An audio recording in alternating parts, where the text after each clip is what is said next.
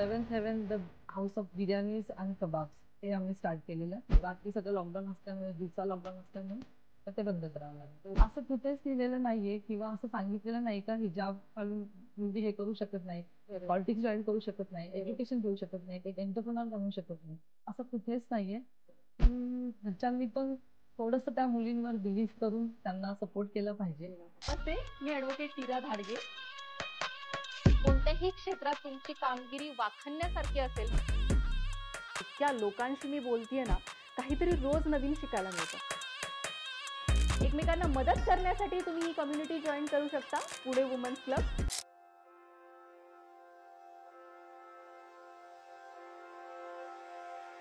नमस्कार, मी ॲडव्होकेट नीरा धाडगे तुमचे सहर्ष स्वागत करत आहे पॉडकास्ट विथ नीरामध्ये. आज खूप आनंद होत आहे मला आणि खूप छान वाटतंय. माझी एक फ्रेंड, जी 20 ते 25 वर्षापूर्वीची फ्रेंड सालेहा शेख आमच्याबरोबर आज आहे. तिच्याबद्दल काय सांगायचं, खूप आमचे नातेसंबंध गहिरे आहेत. खूप वर्षांपासून आम्ही एकमेकांना ओळखतो. सगळ्यांच्या सुखदुःखामध्ये आतापर्यंत आम्ही बरोबर आलेलो आहोत. तिच्या पूर्ण फॅमिलीला मी ओळखते आणि तिचं पूर्ण कारकीर्द मी आतापर्यंत बघत आलेली आहे. आपण तिच्याबद्दल अजून थोडं जाणून घेऊयात. सालेहा, काय म्हणतेस, कशी आहेस? सगळ्यात आधी मी नमस्ते सगळ्यांना. आणि तुम्हाला इथे बोलवलंच, आज आपण इतक्या वर्षांनंतर परत भेटतोय आणि अशा मंचावर बोलवलं, त्याच्याबद्दल खूप खूप तुझं धन्यवाद. आणि सगळ्या टीमचं पण मी आभार व्यक्त करते सुरुवातीलाच, कारण ह्या सगळ्या मागे फार सगळ्यांचे एफर्ट्स असतात. कारण इंटरव्ह्यू घेणारी तू सगळ्यांना दिसते, पण जे मागे जे असतात ते दिसत नाही. म्हणून मी कॅमेरामॅन आहे तिथे, जे सगळे तुझी जी टीम आहे त्यांचं पण खूप खूप खूप आभार व्यक्त करते. आणि आपण आता सुरू करूया. येस, सांग ना, तुझ्याबद्दल काहीतरी सांग. शिक्षण कुठे केलंस तू? शिक्षण आपलं तर सोबत झालंय. सेंट मीरा कॉलेज मधून आपण ग्रॅज्युएशन कम्प्लीट केलंय. बरोबर. आणि ग्रॅज्युएशन करता करता बऱ्याच गोष्टी आपण केल्यात. म्हणजे फक्त शिकलो नाही, बरोबर, आपण NSS ऍक्टिव्हिटीज मध्ये होतो, स्पोर्ट्स ऍक्टिव्हिटीज मध्ये होतो. मला वाटतं आपण डिबेट मध्ये पण असायचो, डिबेट कॉम्पिटिशन मध्ये.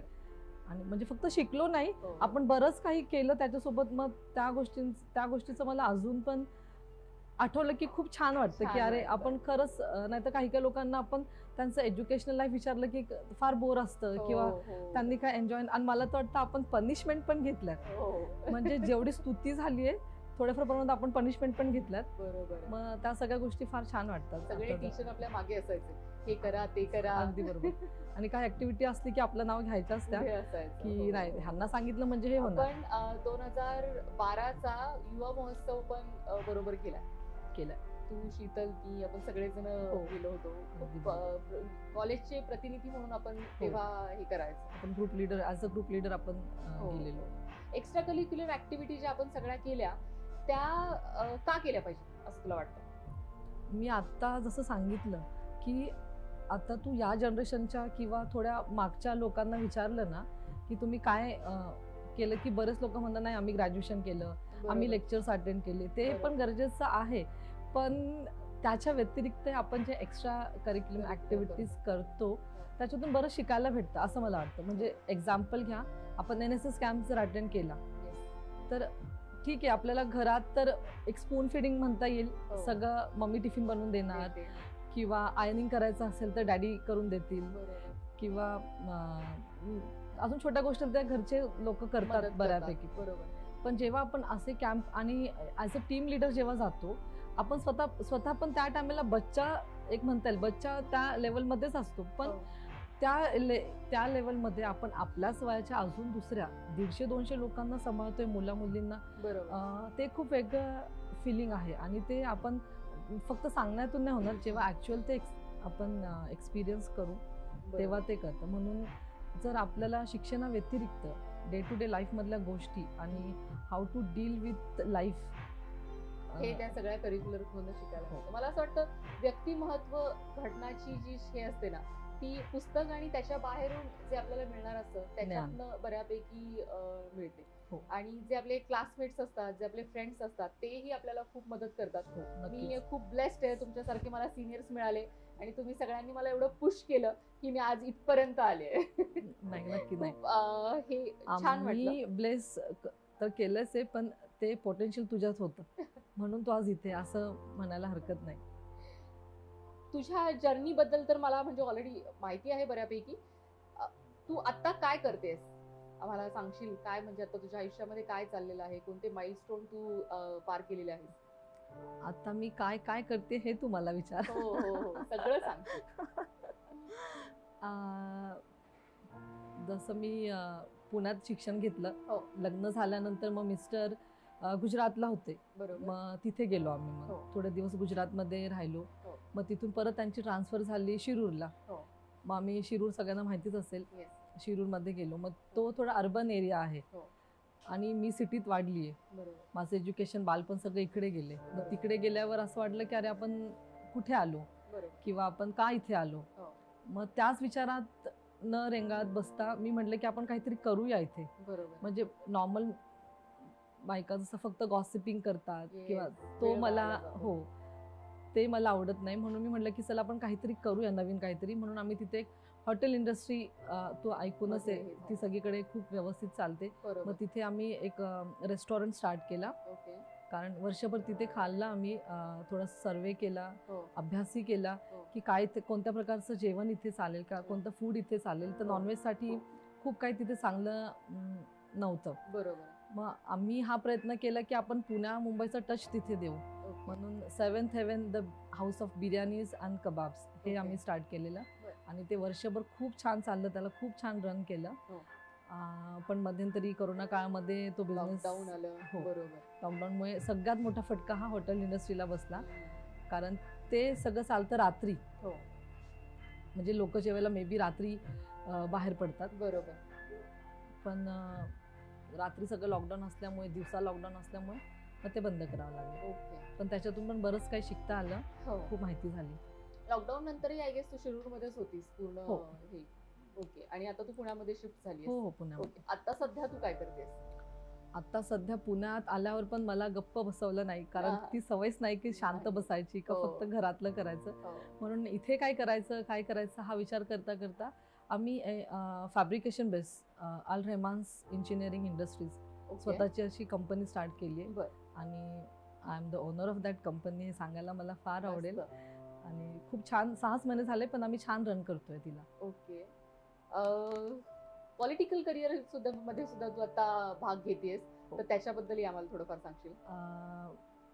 माझ्यामध्ये मला असं वाटतं की एक लिडरशिप क्वालिटी आहे. तू Yes. कॉलेजमध्ये हो, असताना ती मी पण पाहत आलेली आहे. हो. मग ती म्हणजे अशी क्वालिटी, ही क्वालिटी जी असते ती आपण लपवू शकत नाही. We can't hide this quality. बरोबर. ती जेव्हा जेव्हा जेव्हा आपल्याला चान्स भेटतो हो. तर ती पुढे येते ऑटोमॅटिकली. हो. तर तिथे असताना मग हॉटेलमुळे बऱ्याच ओळखी झालेल्या, रेस्टॉरंटमुळे. बरोबर. मग तिथून समोरूनच ऑफर्स आल्या की मॅम तुम्ही ह्याच्यात पण म्हणजे एनरोल Enroll करून घ्या. आमच्या बरं. ह्याच्यामध्ये. मग असं हो नाही करता करता आधी मला तालुका सरचिटणीसचं पद होतं तिथे. ओके. आणि आता पण मला सांगायला आवडेल, मी वर्ष झालं इकडे आली आहे, पण तरी शिरूर तालुका अल्पसंख्याक महिला अध्यक्ष ह्याचं पद मस्त. भेटतंय. ओके. तर ते मी नक्कीच घेईल. कारण सगळ्यांची खूप रिक्वेस्ट आहे की नाही घ्या म्हणून. आणि आवडतं मला तर नक्कीच त्याच्यात पण चांगलंच करेल. बरोबर आहे. नाही, तू ऑलरेडी लिडरशिप मध्ये होतीस. पहिल्यापासून मी तुला पाहत आलेली आहे आणि तू अशी घरी बसणारी तर अजिबात नाही. आणि मला चांगलं माहिती आहे की 10 लोकांचा आवाज घेऊन पुढे कसं जायचं हे तुझ्याकडून शिकावं. त्याच्यामुळे तू नक्कीच त्यांचा आवाज कुठपर्यंत तरी घेऊन जाशील. आणि तुझ्या कार्यामध्ये खूप खूप शुभेच्छा. खूप धन्यवाद. जसं तू आता आम्हाला सगळं सांगतेयस, मला असं वाटतं की एक कम्युनिटी म्हणून, अल्पसंख्याक म्हणून तुमच्या कम्युनिटीच्या लेडीजला सुद्धा बाहेर पडायला खूप प्रॉब्लेम्स होतात. खूप वेळा फॅमिली सपोर्ट नाही करत. मी निसारला खूप चांगली ओळखते आणि तो तुला खूप सपोर्ट करतो. खूप. पण तुझ्यासारखा हसबंड सगळ्यांना मिळावा. खरंच I am the lucky one. Yes. तर तुझ्या स्वतःच्या अनुभवाबद्दल पण सांगशील आणि कसं महिलांनी ह्या गोष्टीला टॅग केलं पाहिजे तेही सांगशील. अच्छा, त्याच्यासाठी 1-2 लाईन्स मी ऐकल्यात तर तुला सांगेल की sorry, that every behind successful man There is no- there is a woman असं आपण ऐकतो. हो. And every unsuccessful man. There is a two women, Oh. but there is a successful behind successful woman. There is one progressive man, Oh. and is either brother or father or husband. तर मी फार lucky आहे की माझ्या लाईफमधले तिन्ही जे men's लोकं. आहेत हो. ज्यांना मी सुपरमॅनच म्हणेल, कारण कॉलेजमध्ये असताना माझ्या वडिलांनी ॲज अ फादर त्यांनी खूप छान मला सगळं, कारण मी तुला माहिती आहे मी स्पोर्ट्समध्ये पण खूप ॲक्टिव्ह होते. मी बरोबर. स्टेट इंटरनॅशनल हो, अं, हो, हो. स्टेट आणि नॅशनलपर्यंत गेली आहे स्पोर्ट्समध्ये पण. मग बिंग अ मुस्लिम आणि मुस्लिम फॅमिलीला बिलॉंग करताना स्पोर्ट्ससाठी सपोर्ट करणं ह्याला एक विचारसरणीच लागते, बरोबर. एक पर्टिक्युलर विचारसरणीच लागते. मग त्यांनी त्यावेळेत पण मला सपोर्ट केलं. लग्नानंतर हजबंड पण असेच भेटले की ते खूप फ्री अँड Supportive फ्रँक आहेत. सपोर्टिव्ह. हो. मग त्यांनी म्हटलं तुला जे करायचं, तुला ज्याच्यात इंटरेस्ट आहे ते तू कर. हो. आणि त्यांना माहिती होतं की मी ज्याच्यात जे करेल ते व्यवस्थितच करेल आणि नक्की चांगलंच करेल, म्हणून त्यांनी मला प्रत्येक ह्याच्यात सपोर्ट केलाय. आणि त्यामुळे मग बाकीच्यांनी कसं हे करावं ज्यांना सपोर्ट नाही मिळत आहे, ज्या तुझ्या कम्युनिटीच्या महिला आहेत त्यांना लोकांना तू बाहेर येण्यासाठी काय सांगशील? बाहेर येण्यासाठी मी हेच सांगेल की मी आता हे सगळं जे करते मी हिजाबमध्ये राहूनच करते. बरोबर. मग हिजाब घालणं किंवा हिजाब हे मला वाटतं की दिस इज आर क्राऊन. येस. मग हे सगळ्यांनी विचार केला पाहिजे की आपण स्पेशल आहोत आणि ह्या स्पेशल जी आपल्याला देवाकडून जी मला वाटतं देणगी भेटली आहे त्याचं आपण कसं हे करतो, त्याला कसं इम्प्लिमेंट करतो. बरोबर. आणि घरच्यांनी पण हा विचार केला पाहिजे की आता असं कुठेच लिहिलेलं नाहीये किंवा असं सांगितलेलं नाही का हिजाब घालून मुलगी हे करू शकत नाही, बरोबर. पॉलिटिक्स जॉईन करू शकत नाही, बरोबर. एज्युकेशन घेऊ शकत नाही, एक एंटरप्रेनर बनू शकत नाही, असं कुठेच नाहीये. म्हणून घरच्यांनी पण थोडंसं त्या मुलींवर बिलीव्ह करून त्यांना सपोर्ट केलं पाहिजे. आणि मला हे सांगता येईल की सपोर्ट केला पाहिजे, विचार बदलले पाहिजे. अशी आमची Saleha Shaikh, business entrepreneurship, then माझी खूप जवळची मैत्रीण आणि खूप काही करणारी अशी आमची सालेहा शेख. मला खूप आनंद होतो तिला आज मी इथे बोलवलं आणि असेच आम्ही भेटत राहू आणि नक्की. अशीच तू प्रगती करत राहा नक्की असं नक्की मला नेहमी वाटतं. नक्की. धन्यवाद. धन्यवाद.